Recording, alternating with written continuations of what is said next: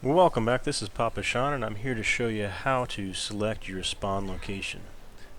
Alright, so this can be done when you're first creating your character, or if you're on a non-hardcore server, you can pick your spawn location after you die and actually see a little bit of a highlight of where those locations are. So I always recommend to avoid the northern quadrant, and I call that like the 50 line and up on latitude, or down rather, since it's going down to 10. So from 50 to 10, this is the area you want to avoid. Alright, so when you're looking at the spawn zones, East Zone 1 is showing you over here, and this is a fairly good spot. This little island you see to the south of that is actually an herbivore island where very few, if any, carnivores will spawn, so it's a fairly good spot to be able to log out and not have to worry about at least the dinosaurs. You'll still have to worry about the other players that'll tend to steal or kill you and your dinosaurs. To the north, this is a carnivore island, so this is only carnivores that will spawn on this island, and it's very deadly. Alright, so if you stay around this line here, 70 latitude, or go up to 90, this whole sector is a fairly decent spot to spawn in. You'll have very few anything larger than a Carnotaurus, so you will see occasional Carnotaurus around this area. You will see raptors, you will see Dilophosaurus, and then most deadly likely will be the compies, as they will gang up on you. So as soon as a compy runs up, best bet's to kill the first one and then just keep killing them as they come, because when they get to be more than one, they will attack on their own. Alright, so as we see E-Zone 1, let's take a look at E-Zone 2. I would say E-Zone 2 is a little bit too high. You're going to start seeing Rexes and Spinosauruses all throughout the river system here in the swamp zones. E-Zone 3, definitely too high. We want to avoid all the north spawns. As you can see, North 1 is right next to Carno Island, as is 2. And then we've got 3 at the very top north. Let's avoid those altogether for starting out, at least until you become more ready for the challenges that are to be had up there in the north, including elements as well. South Zone 1 puts you in a fairly good spot here. Alright, we're right around the peninsula here. These are like a rocky area, so once you get it trained on Tame, you can actually put buildings on top of the rocks, and they'll be fairly elevated and away from all the other dangers. So South Zone 2 is another good spot to spawn in at, as is 3. And West Zone 1 will put you just about before the swamp zone starts, so that's still a good spot. Lots of trees and foliage here, lots of herbivores, very little to attack you there. There are going to be always the chance of raptors and compies spawning in, and Dilophosaurs are so slow, all you got to do is sidestep the spit and you'll be fine there. West Zone 2 happens to be my personal favorite because all along this small sliver of an island here, there's a river that runs through it that's going to have piranhas, so watch out for that. But this one little island here is going to have 3 to 5 drops of supplies that are accessible as early as level 3 for the white drops. So it's an excellent area, lots of visibility. You can see what dinosaurs are running around. There's going to be Triceratops, Brontos, some Dilophosaurs, not many.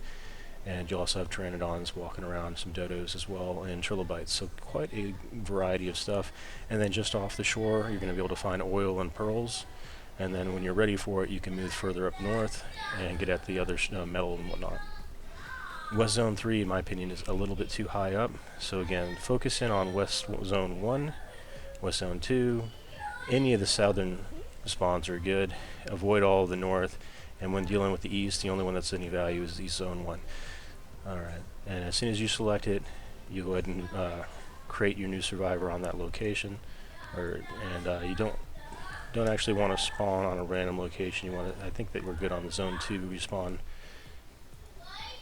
And just to confirm, we're going to go ahead and spawn in here. We should see the red obelisk right next to us.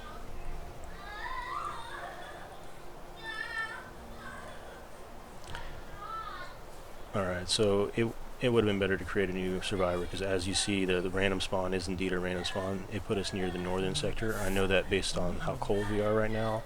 Also, these big structures are oil nodes. So where it had 2 options, random spawn or create your character, you're going to want to create your character and stick it in West Zone 2 or any of the other safer locations.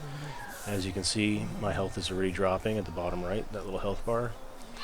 And if I don't find shelter soon, and the shelter in the form of lots of fire pits, and being level 2, I can actually learn the fire pit soon. And that's going to require, I think, stone, wood, and thatch, maybe some flint. But at this point, there's no survival, right? Because you spawn in here at the north, you're freezing cold. In order to get the wood and thatch, you have to punch a tree. You got the level required for the fire. Let's take a look at that. So if you double click, you can learn the engram, and then we can so once I take here, the reason I'm having trouble is because I haven't actually assigned the point. There we go. That will give me the unlock for the item. It needs thatch, flint, stone, and wood, and we're not going to be able to get that stuff in time. So this is just showing you just how dangerous the northern is. I'm not even fighting any dinosaurs, it's just the cold. But the benefits of being up here in the north, you see the crystals, you see the oil nodes, and in the water we can almost see some pearls down there as well. You see those pearls? You just walk up to them and push the E key.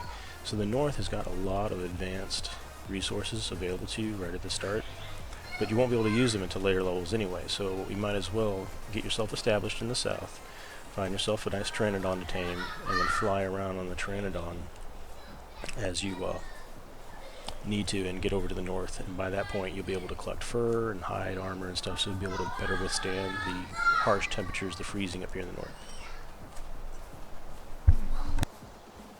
So as you see, I've got broken bones now too.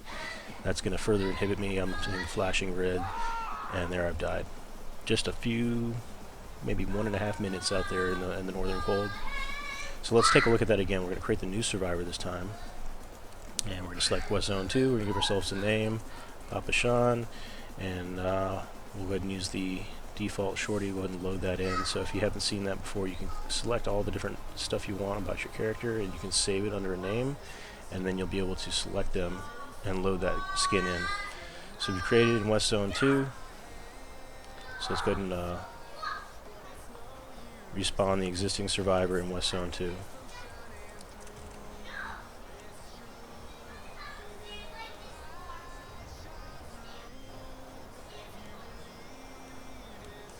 It's not actually letting me respawn in that spot as I was hoping.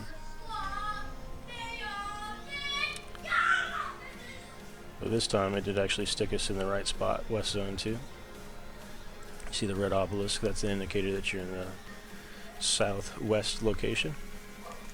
All water is fresh water. If you step in it, it's cold. Alright, well there you have it. Try to spawn in West Zone 2. You can definitely do that when you create a new character. Sometimes the random spawns will act a little funny on you while you're trying to get back into that West Zone 2 or any of the other southern zones. Hope this has been helpful. Please mash the like button, subscribe, and share. If you subscribe, you'll have additional content made available. These things are free to do, and I'll catch you next time. Thanks again for watching.